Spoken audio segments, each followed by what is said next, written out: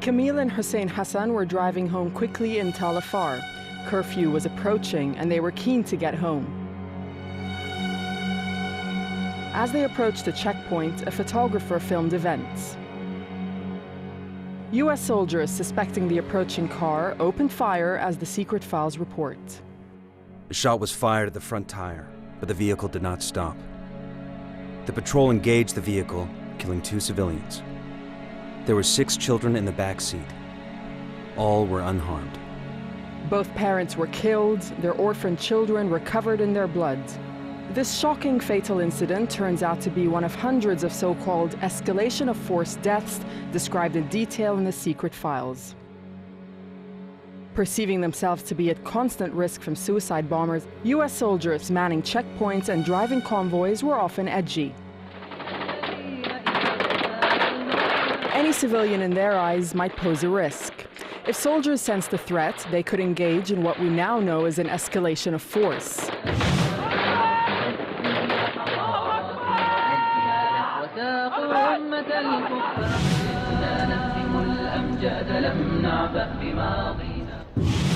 Hand signals, flashing lights, and warning shots were all supposed to be used. Most escalations ended harmlessly. The files record almost 14,000 incidents across Iraq, but in some cases, people died. The American reports claim their procedures were carried out every time. Videos posted on the internet by soldiers suggest a far more cavalier and reckless approach to Iraqi lives by some.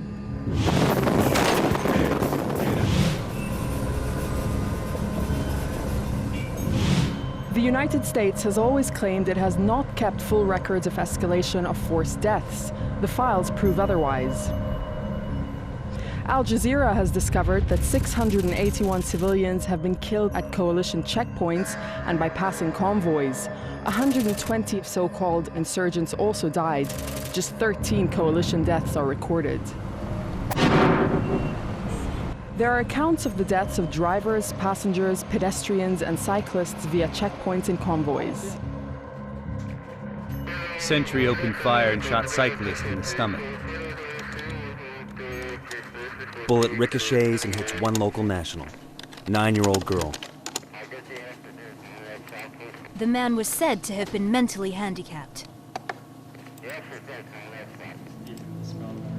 We've also found reports of pedestrians killed not for carrying explosives, but for a suspicious pack of grain, a case of books, cigarettes, or an empty plastic bag.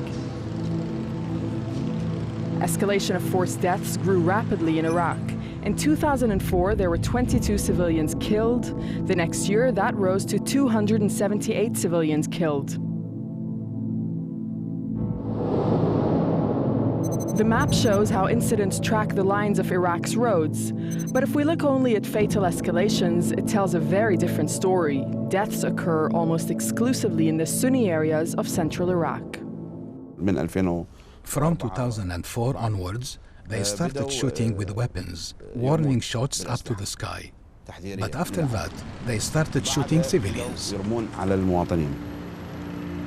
Colonel al-Sheikhli described to Al Jazeera an incident in one of his police districts.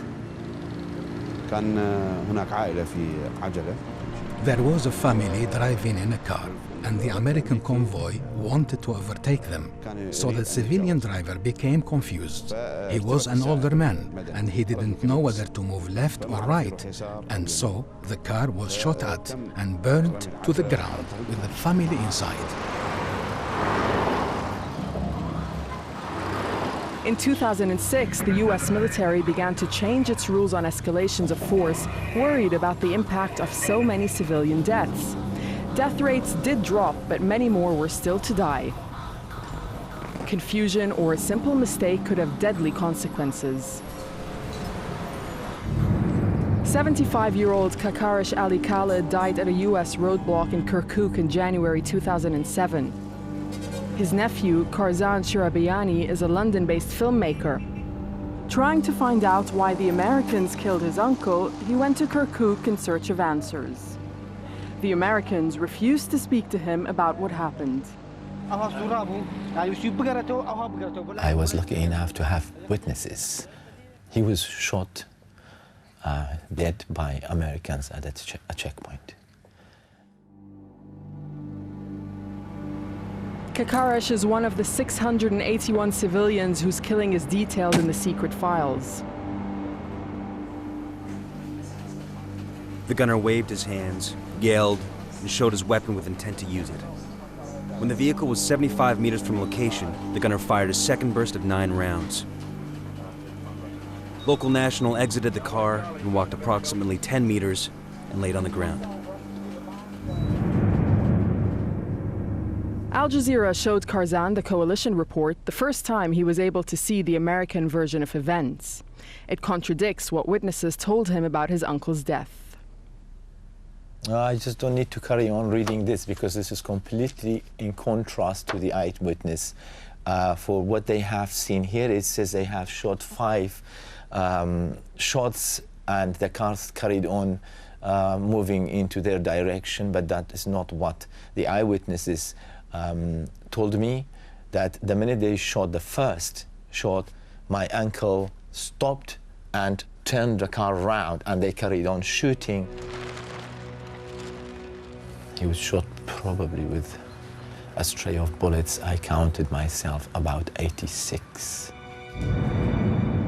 For Karzan, the document drives the point that those responsible for escalation of forced deaths must be brought to justice. If they are not responsible now for these killings, tomorrow they will do it again and again and again.